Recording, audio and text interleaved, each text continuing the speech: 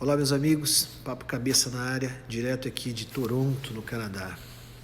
Então, estou acompanhando as notícias e hoje eu vi que o Brasil se despediu de um ídolo.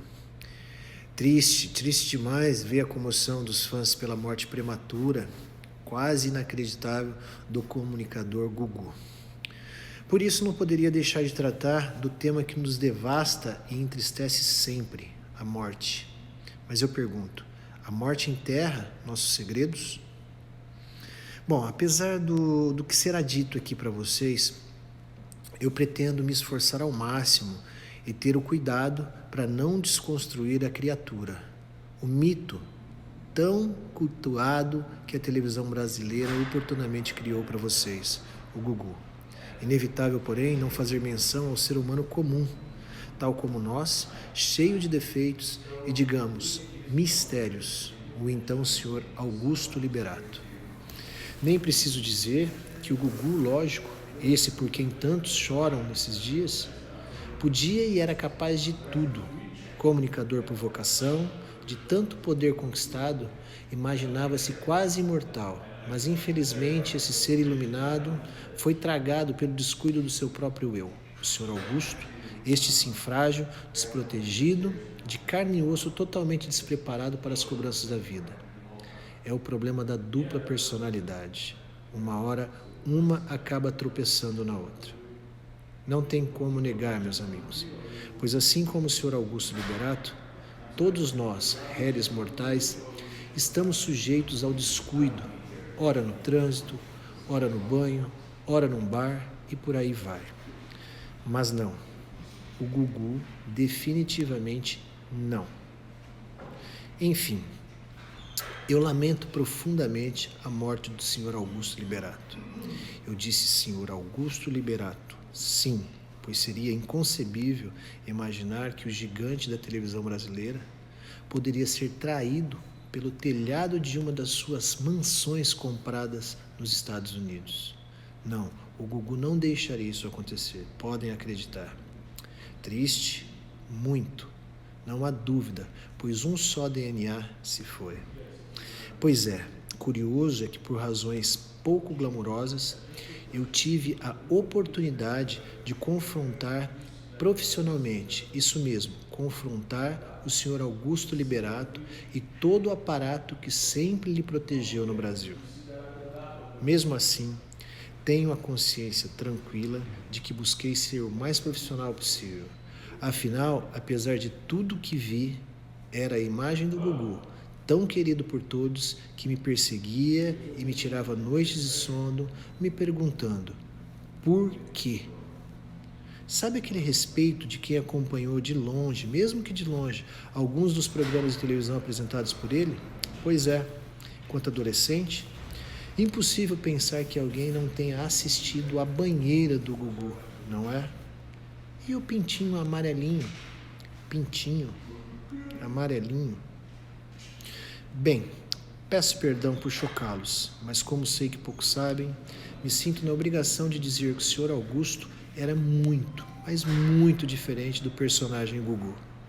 Se por um lado há a certeza de que tenha sido cheia de mistérios a vida do senhor Augusto, por outro, fica a dúvida se a carreira do apresentador Gugu foi feita realmente só de encantos. Aparentemente inofensivo, não era difícil ver nos seus programas muito apelo sexual. Não sei se vocês se lembram, mas até falsos encapuzados, contratados por ninharia, estiveram no programa dele ameaçando, eu disse ameaçando, várias personalidades do Brasil. Rolaram outras passagens que faziam desacreditar até o próprio senhor Augusto. Ora, pelo Ibope, tudo era possível. Enfim, conforme dito antes, ao me confrontar com o senhor Augusto, infelizmente tive o desprazer de conhecer o seu lado sombrio. Lado, aliás, que até aqui foi convenientemente escondido e protegido a 7 chaves pelos fiéis escudeiros do Gugu. Ele tinha muitos. Lembro que era uma tropa da pesada. Aliás, alguns deles, dependentes como sempre foram, participavam das festas regadas a champanhe Vive Clicquot, na mansão de um determinado condomínio fechado nas cercanias de São Paulo.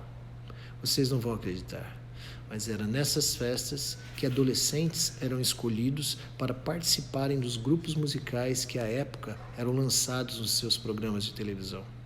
Normal? Não, galera. Absolutamente não. Acredite se quiser, mas era nessas festas fechadas que muitos jovens tinham seus dotes artísticos analisados um a um. Com sorte, dependendo do dote apresentado, nem era preciso saber dançar ou cantar para virar uma estrela. Opa! Assustados? Assustados ou curiosos? Se estiver curioso, uma dica: pesquise o nome do grupo Boomerang no Google. Nesse jogo de dominó, há uma ilha de informações.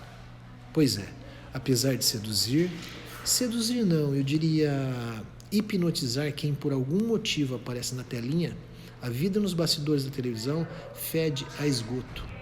Agora, imaginem vocês o que um adolescente diante de uma promessa de sucesso imediato era capaz de fazer. Pois é, meus amigos, a morte pede misericórdia, oração e respeito. Tudo após ela soa pesado demais, mas às vezes, buscando evitar que o mal siga em frente, é preciso deixar a hipocrisia de lado para saber como a sociedade que vive aturdida pela idolatria encara uma verdade tão desconcertante. Ora, não se engane, na televisão nem tudo que reluz é ouro. Nem todas as imagens daquelas cuja boa reputação inconscientemente ajudamos construir reflete luz no espelho. Mesmo assim, sensível ao sofrimento da família construída através de um enredo atípico, quase fictício, típico de alguns de seus programas, torço para que as milhares de orações tenham força suficiente para, estando o Sr. Augusto onde estiver, ele consiga compreender que a morte não é a maior tragédia do ser humano. É pior quando algo vital dentro da pessoa morre enquanto ela ainda está viva. Meus queridos, eu paro por aqui. Nesse tema eu não posso ir muito além. Acho até que a idolatria sufocará mais uma vez a seriedade do assunto e me crucificará. Mas não importa. Deixo a vocês o alerta feito pelo filósofo Platão. Podemos facilmente perdoar uma criança que tem medo de escuro. A real tragédia é quando os homens se escondem da luz. Reflitam.